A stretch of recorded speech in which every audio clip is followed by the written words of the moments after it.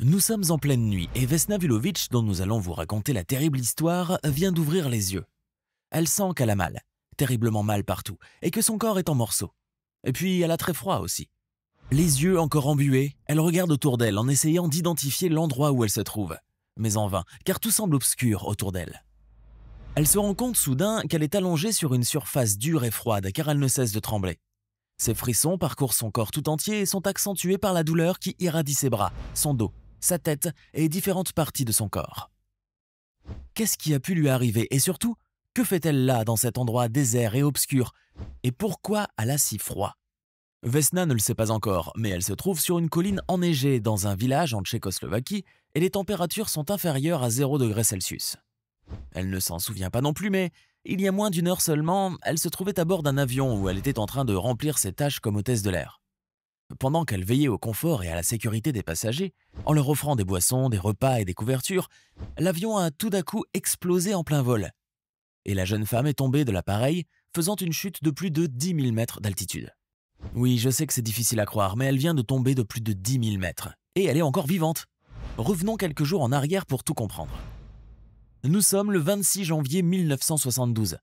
Vesna Vulovic, une jeune hôtesse de l'air serbe âgée de 22 ans, se trouve à Copenhague, la capitale du Danemark, où elle est arrivée la veille avec le reste de l'équipage.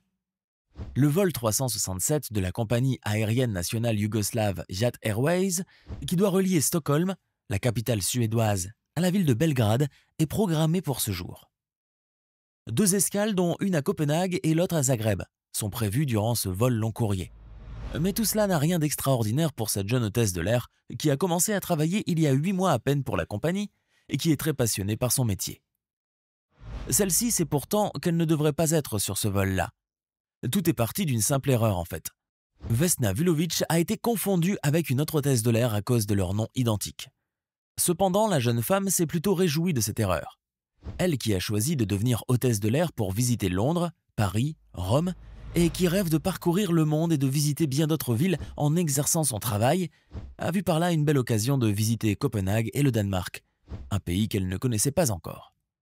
Elle se trouve donc là à la place d'une autre sans savoir que cette confusion va lui faire vivre un véritable cauchemar et transformer sa vie à jamais. Quelque temps avant le vol, Vesna se prépare dans sa chambre d'hôtel, comme elle a l'habitude de le faire avant chaque voyage. Elle se prépare même soigneusement pour ce nouveau vol de retour après lequel elle pourra rentrer chez elle, revoir ses parents et passer quelque temps avec eux avant de s'envoler vers une nouvelle destination.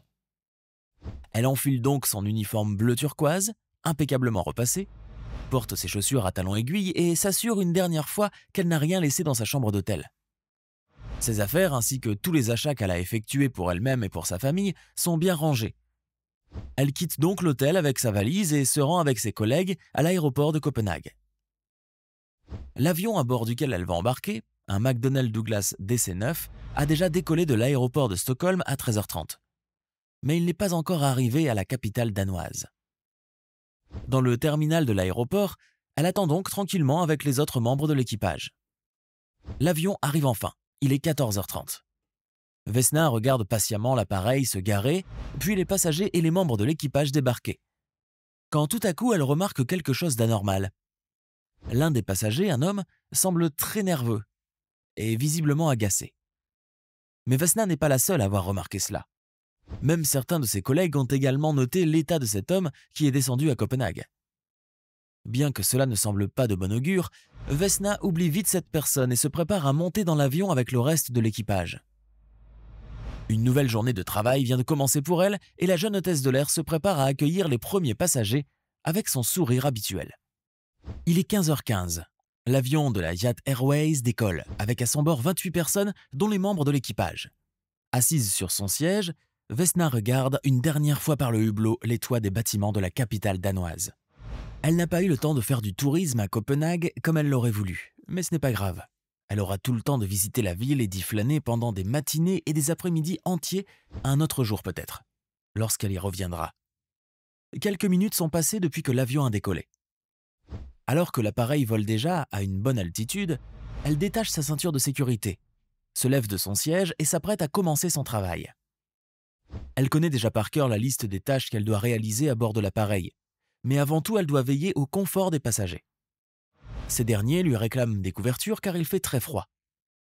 Elle s'empresse alors d'en distribuer à ceux qui souhaitent s'emmitoufler dans une bonne couverture chaude et de savourer quelques minutes de sommeil avant d'arriver à leur destination. Vesna, elle, n'a pas le temps de se demander si elle a froid ou pas.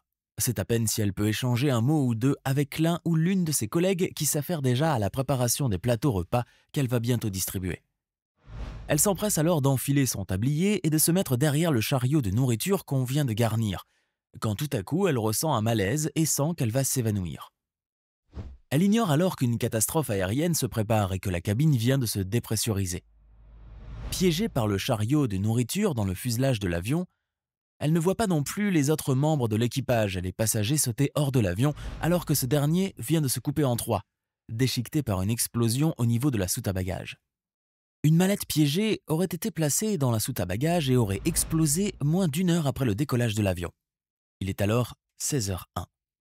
L'avion vient de se briser au-dessus du village de Sperka Kamenice, en Tchécoslovaquie.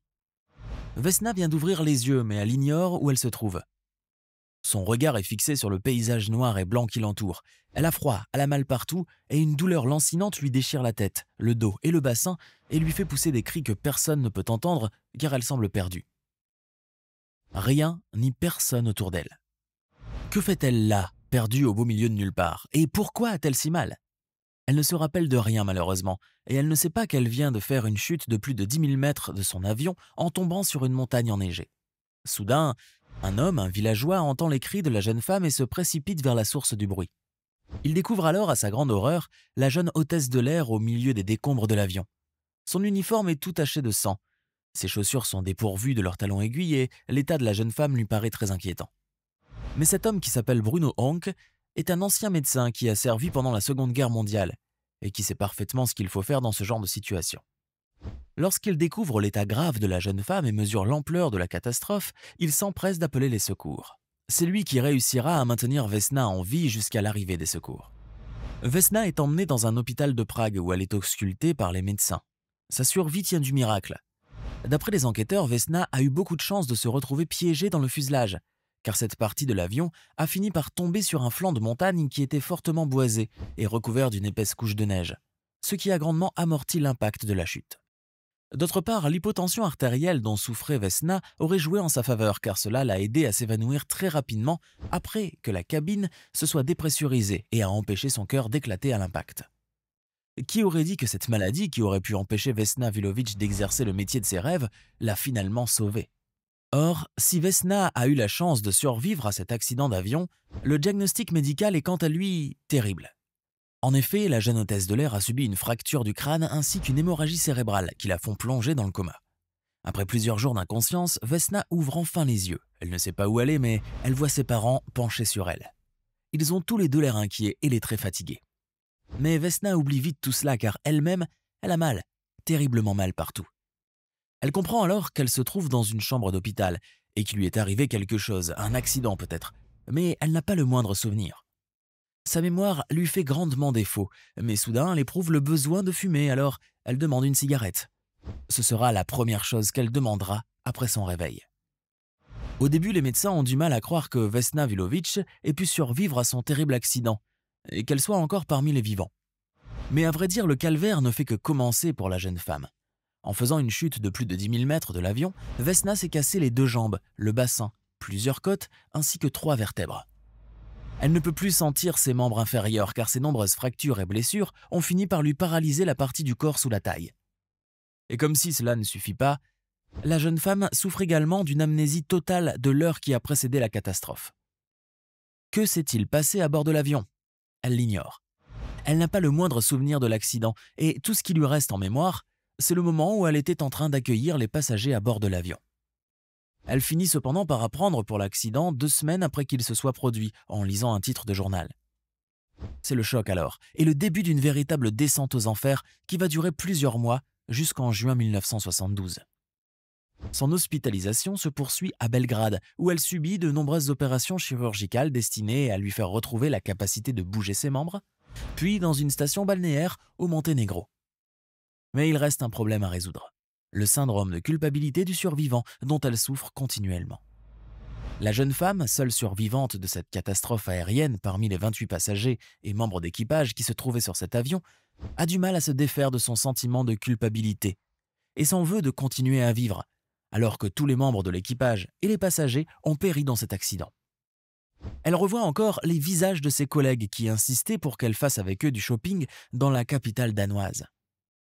Il lui semble encore entendre la voix du copilote parlant de ses enfants pendant le petit déjeuner et revoir le sourire de ses passagers qu'elle était en train d'accueillir à bord de l'avion. Et puis, elle sait qu'elle n'oubliera jamais le capitaine qui, lui, est resté 24 heures dans sa chambre d'hôtel sans jamais en sortir. Avec tous ces souvenirs opprimants, Vesna se sent mal, tellement mal qu'elle pleure sans cesse.